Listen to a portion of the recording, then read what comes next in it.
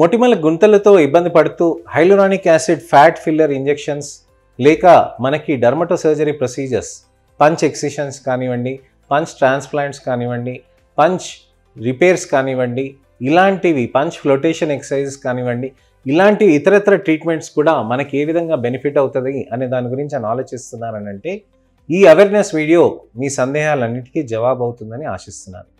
నేను మీ doctor Raj Kireet, Celestee skin laser and hair clinic Jubilee Hills మరియు కోకాపేట్లో chief and founder dermatologist and hair transplant సర్జన్గా ప్రాక్టీస్ చేస్తున్నానండి.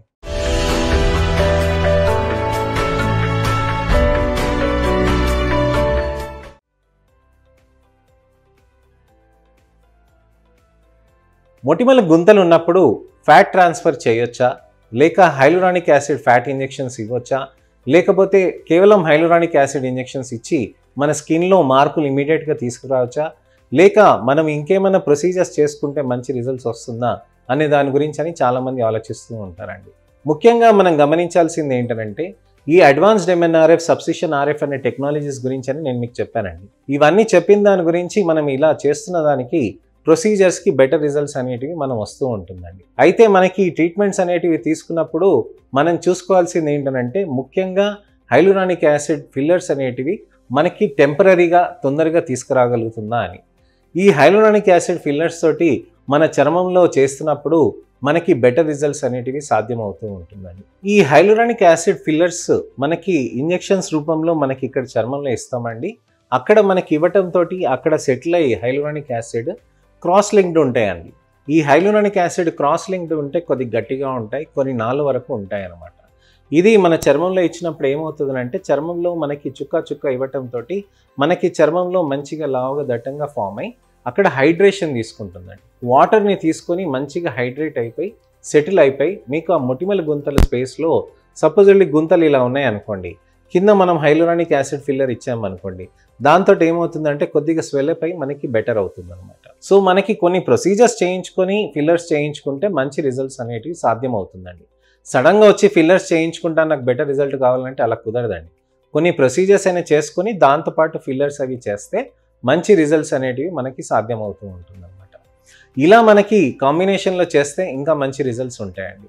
మా దగ్గర క్వాజీ లాంగ్ టెక్నాలజీ తోటి ఒక డిఫరెంట్ వేవ్ లెంత్ అనే లేజర్ తోటి మనం చేయటంతో చర్మంలో కణాలకి ఎటువంటి ఇబ్బంది లేకుండా లోపల మనకి స్కిన్ రీజువినేషన్ అనేది జరిగిపోతూ ఉంటుందండి.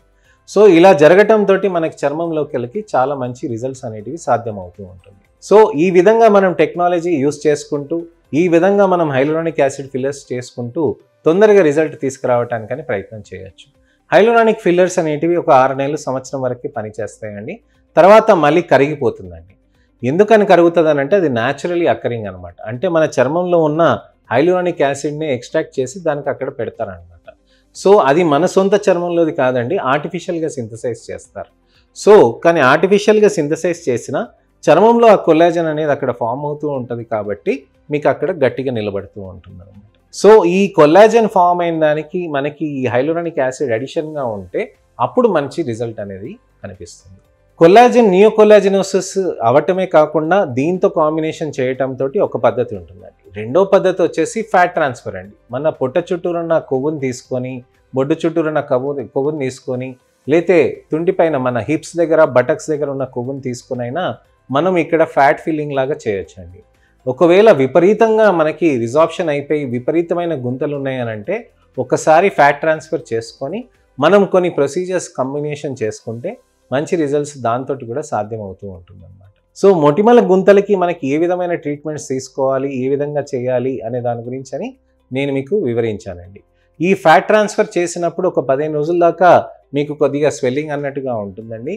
తర్వాత అది తగ్గిపోతుంది, నార్మల్గా స్మూత్గా రౌండెడ్గా ఉంటుందండి. సో ఆ విధంగా మనం చేస్తూ ఉంటే బెటర్ రిజల్ట్స్ కూడా మనం సాధించుకోవచ్చండి. దీనితోటే కాకుండా punch excision, punch flotation, punch transfers అని కొన్ని ప్రొసీజర్స్ ఉంటాయండి.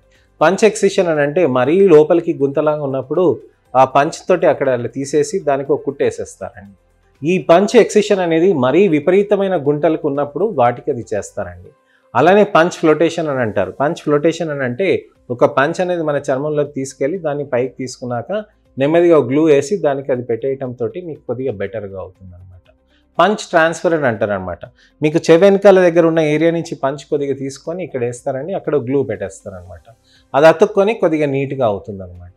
ఈ పంచ్ ట్రాన్స్ఫర్ ఇవన్నీ చేయటం అనేది ఒకటి పాత పద్ధతులు అండి, కానీ కొద్దిగా మంచి పద్ధతులే అనమాట.